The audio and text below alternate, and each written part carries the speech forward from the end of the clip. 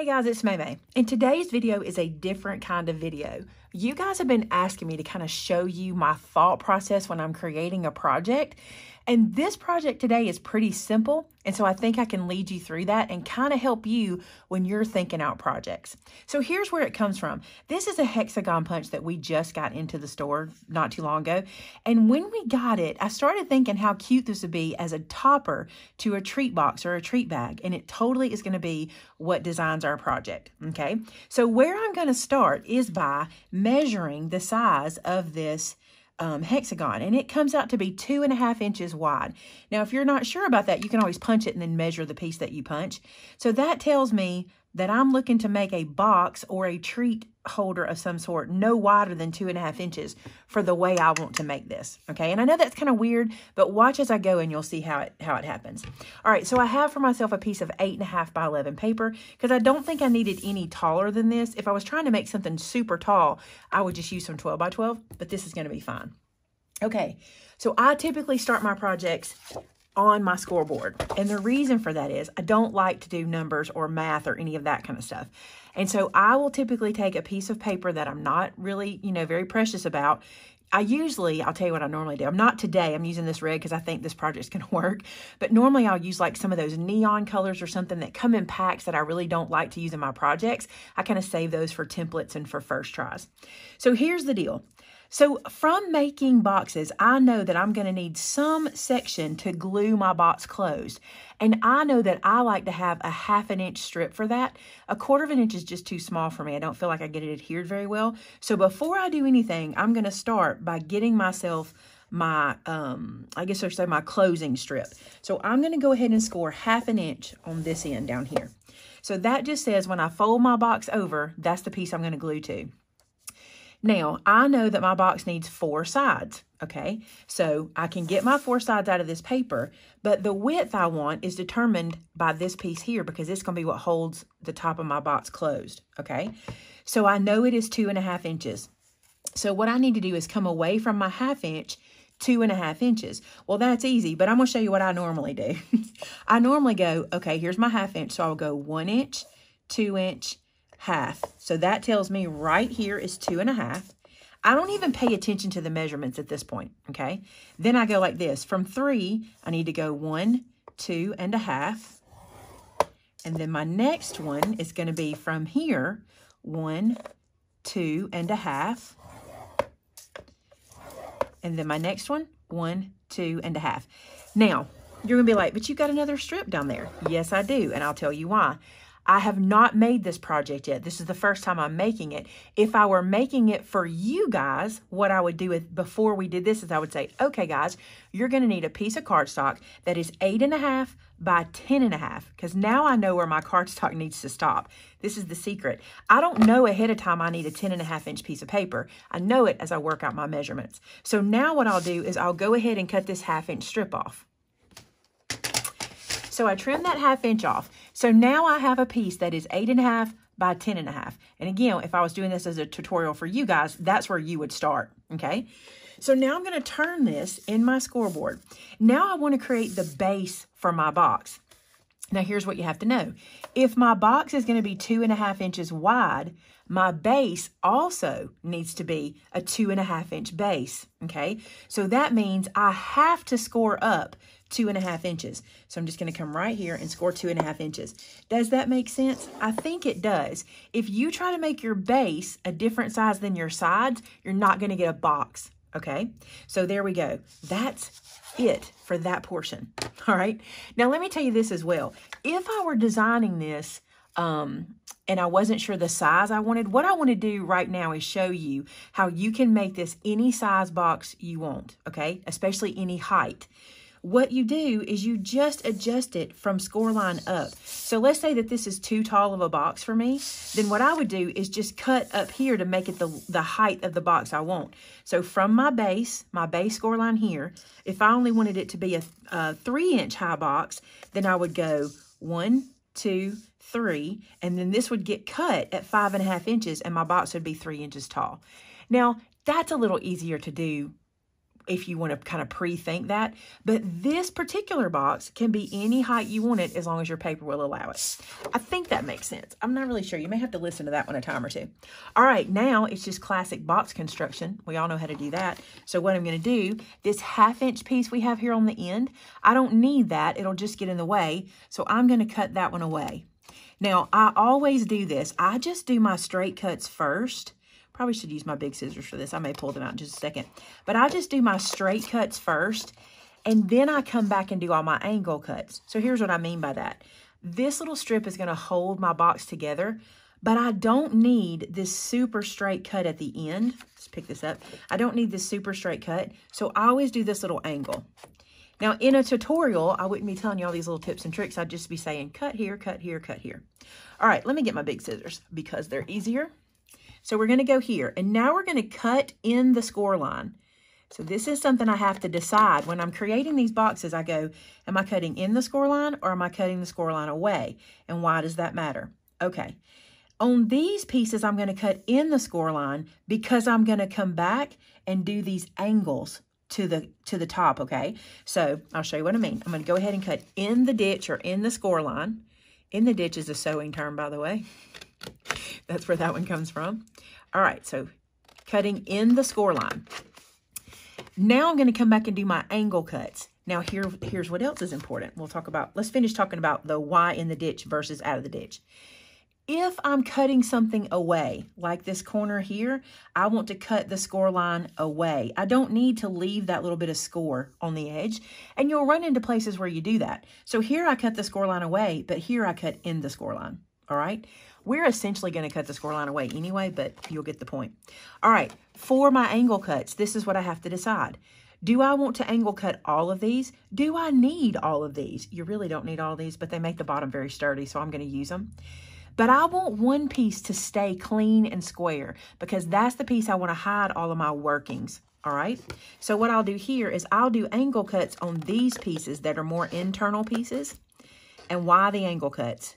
If you've watched any of my tutorials in the past, you know, because if you do these angle cuts, you take some of the bulk out and you give yourself a better shot of having a nice square finished project. I'll explain that more when I get to that point. All right, so remember I wanted to keep one side clean of an angle cut because I want that to be what hides all my workings. So this piece is not getting angle cut, but I do need to come back and do this end. Notice how none of my angles match? It does not matter. They do not have to be the same. They're going to hide. Okay, now here I cut in the score line. Here I angled it off and it didn't matter, but here I want to get rid of that kind of gross score line looking thing. You know what I mean? There's this little piece that kind of sits there that you don't need and it just looks bad. So I'm just going to go just like that and get rid of it. All right.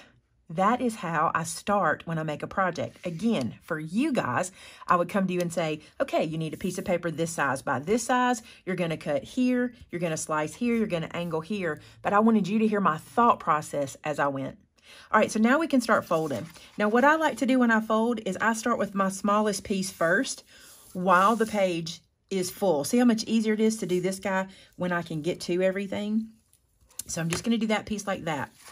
With boxes, here's some more thought process. With boxes, you don't have to crease super, super, super tight. I like to, but you're only folding 90 degrees. So you really don't have to do that super, super crisp fold. I do because it's my habit. But if you're, if you don't do a super, super tight crisp fold on a box, it's not that big of a deal. If you're doing a page or a flap, you do want to make sure you get it nice and crisp so it'll lay flat like a card, but a box is only going to go 90 degrees. So what I mean by that is technically you could just fold it over with your hand, crease it down with your hand, and you're fine because it doesn't have to go any further than that. Look at me, I'm creasing it anyway. Okay, so time to put this guy together. So what I typically do is I fold the side with the flap inward, okay? And then I can just lay this piece over because our box sides are all the same, right? The sizes are, so that works really well. So what I'll do now is place some glue on my flap and then close this down. Now, I already know my plan for closing this box, but when you're designing a box, you want to think about that before you get to this point, right? You would have already thought about that. But for this box, it's a simple closure. All right, here we go. We are ready to start closing the bottom. Now, here's where you have to pay attention. You did these sides that have the angle cut. So this one, and this one are angle cut. But this one is our clean square. This one is the last one we want to fold in. So what I typically do is I fold the bottom one in. And here's, before I glue, I want to show you why angles, okay? Watch this. If I did not have these angles, I would be forced to go with whatever my cut was. And if my cut was not perfectly square, I might not get a square box. See how I can move this side to side? So I can make it square myself without having any resistance. All right. So I'm going to put some glue on this first tab. I like to glue all the tabs together for stability. All right. And then I'm going to close one down. And this is where I want to pay attention and get my square box. All right. Notice how, too, I'm not really stressing about putting my bone folder up in there. It's not a big deal right now. I'll definitely want to when I get this piece glued down. So I'm going to add some glue for this piece. Okay. And then keeping my square, I'm going to bring this one over so you can see it's nice and square, and that is good. That's what we're looking for. And now, since I have those other pieces already secured, I'll lift this up and take my bone folder and just kind of go in there and mash that down just to make sure the glue is catching really well. All right, and because we did our angle cuts, we should have a nice clean square. See that? Nice clean square. And now we're going to glue this one down. I hope you enjoy the process. I'm not sure what to title this video or what to call it, so it might have been a weird title. You might not really have understood why I named it what I did. I don't even know what it's going to be yet, but I think you guys have asked me so much to kind of show you my process and take you along as I go. Now, in my mind, here's how this box is going to work. It looks crooked, doesn't it? That's okay. It won't be when we're finished, and it's just kind of getting used to its shape. In my mind, this box pushes in on the sides, okay, and then pushes back just like that, kind of milk carton-y. Did you see how I just did that? That's what I want it to do in my mind. It's not a milk carton, but it kind of is. And then I end up with this look on the side. I like where that kind of bent. I'm not going to force that to do anything else, all right? Now we need to work on the closure. So let me get my Hexagon Punch. Okay, so Hexagon Punch, and I punched for myself this little black and gray check or gingham piece, okay? Now what I want to do is I want to score this in half, and I want to show you something else that you guys ask about all the time. Maymay, why do you have that black line down your scoreboard? This is why. I want to score this from one side to the other at the point, okay? So it doesn't line up perfectly in my scoreboard. So what I want to do is I want to have this black line on my scoreboard so I can know that I'm putting that point and that point on the same score mark. Make sense? Now I can score it. Now, is scoring 100% necessary? No, you could have just folded that in half, but it's a thing for me. If I have a scoreboard, I'm going to use a scoreboard. All right, so now I'll fold this and I will crease it down. And this is going to be what helps to hold my box closed. We're not there yet. I've got to do a couple more things, but basically this is going to live over the top like so with an extra added something to keep it closed, okay? But I just thought that was kind of cute the way that kind of fits perfectly like it was meant to be there. You could glue it to the back and then use it as some kind of different closure, but I'll show you what I have in mind. All right, let's play with the sloth because he's so cute. So I have this creamy colored paper that I'm going to use to punch my little sloth with. I hope. I'm not sure it's quite wide enough, but we'll see. Now this is a punch and emboss, so you want to make sure you give it a nice squeeze because, oh, he was just right. Because you're going to get your little sloth's face embossed in that punch. Just get the little trash out of the way, move him. And now we want to color it. Now, I brought something else into the picture today because I showed these on a live show the other day and everybody went crazy over them. So I want to show you this. This is how I'm storing my markers now. These are actually wine bottle holders from Amazon, and they have these little feet and they connect together. I need to do a video on just these for folks that won't see it. But you see how they kind of stack together and you can see your markers so easy. And the best part is they move around the room really easy. So for these, I brought over my grays, my browns, and my greens. So I'm going to start with gray, which might seem, you might be like, gray for a sloth. I'm going to start with gray. Here's why. I want his little face to be gray. So inside here, you might not can see that. Let's see if you can see it. He's got some embossing. Yeah, you can see his little embossed face. I'm going to color that gray. So everywhere he's embossed is going to get touched with this little light gray color. I did him on cream paper because if you've ever seen a sloth, in my opinion, they're kind of a mix between gray and cream and brown, kind of those kind of colors. And I'm just going to kind of let that cream be what my base is. All right, so there's that. Now I'm going to take a shade darker. So that's going to be one shade darker right here. And I'm not going to color this guy. I'm going to kind of flick him, if that makes sense. So I'm just going to kind of flick around where I went. Different size flicks, different starting points. It doesn't matter how far in they go, because I want to kind of get the feeling of fur, but I want him to not look like a raccoon, which I have a habit of doing. All right, so I'm just going to flick that in like so. And then I'm going to flick through his body as well. So just flick, flick, flick. Don't worry about leaving any spaces. We're going to come back with a couple of colors and fill this in. But I want him to have texture. I'm using a pale gray, so he's hard to see right now, but he won't be when we get going. I think I'm going to use this one. So around his face, I want to flick to the edge again. Just some flicking. And then I'm going to flick around the edges down here with the darker color. Now I'm just going to play with different browns. It really doesn't have to be perfect. I'm just going to, he's a sloth. He can have all different colors, right? So I'm just going to play with some browns and do a bunch of flicks.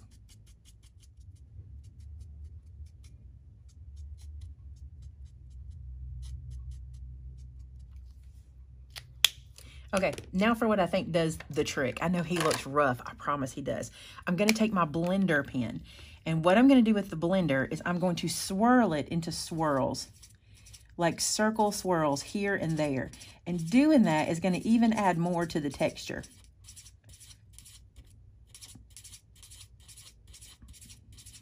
The last thing I'm doing is taking that same brown color I did, and I'm just going to add some more. He's going to have so much dimension.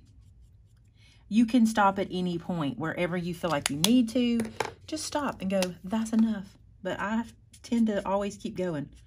It's a habit of mine. Okay, I'm going to call him a colored sloth. So let me pick him up and show you so you can see him in my hand. I think he's cute. And I don't know if you've ever seen sloths, but they're kind of, I don't know, they're kind of like very textury. So let's do our branch. It's going to be super easy. I'm just going to do some green and some brown. So a couple of greens and a little bit of brown on the branch. So let's just go across here.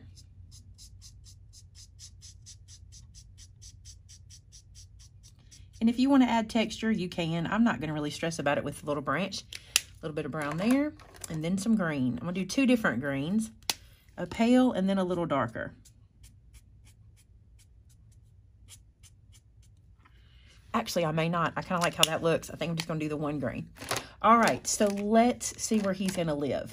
So I need to glue him to his branch. And the cool thing is with this punch, you can turn his branch either way you want to turn him. So if you need the branch going in a different direction, you can do that.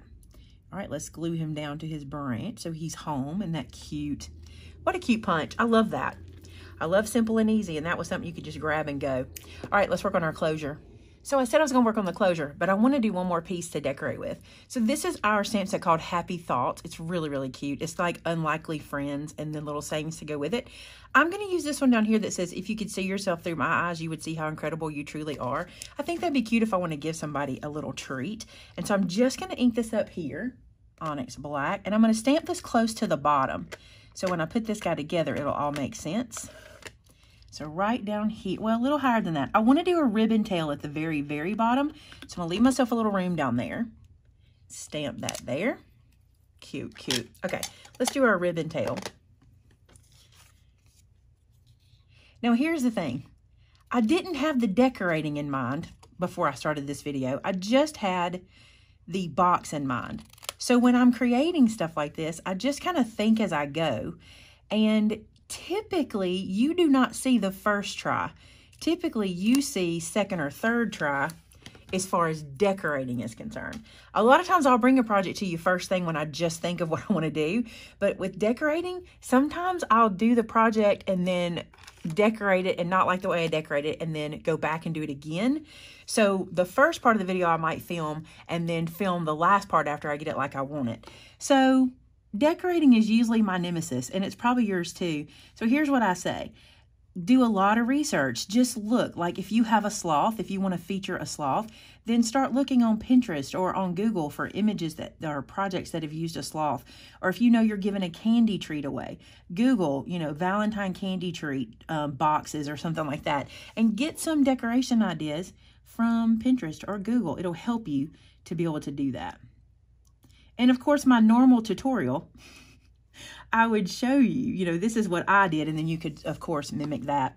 You know, I got to have stitch marks. I feel like anytime you're not sure of something, add some stitch marks. It always helps. So there's that. Now, I want this glued to the top here. I want this to stay in place. I don't want it to be flat down. So I'm only going to glue this top section. I want it to feel kind of fluid. So I'm just going to glue that little section there to the top front of my box, centered from side to side. By the way, I started with a 2-inch piece by 4-inch piece. So if you wanted to do that, this is a 2x4. 2x4, like the piece of wood. There you go. All right. Now, I went into my office supplies. And let me just say this. I went to Shannon's desk and found this. I think this is cute. This would work with a paper clip, with a clothespin, with anything. This is how I'm going to close the box. I'm going to use my little clip here, okay? But before I do anything, I want to glue my little sloth to the top. I want him to hang from here. I think he'll be cute like that. So I'm just going to add some glue to this little guy. And you might be thinking, this project's not really for me. But let me tell you, if you start to do these kinds of projects, if you just let your brain kind of run you around your supplies and make you see them in a different way, the next time I do this project, I'll be like, oh, I want to do this or this or this. And it'll lead me to something else. So you got to start somewhere, right? All right, I'm going to do a little bit of stitching in these leaves, or maybe not stitching, maybe just some lines.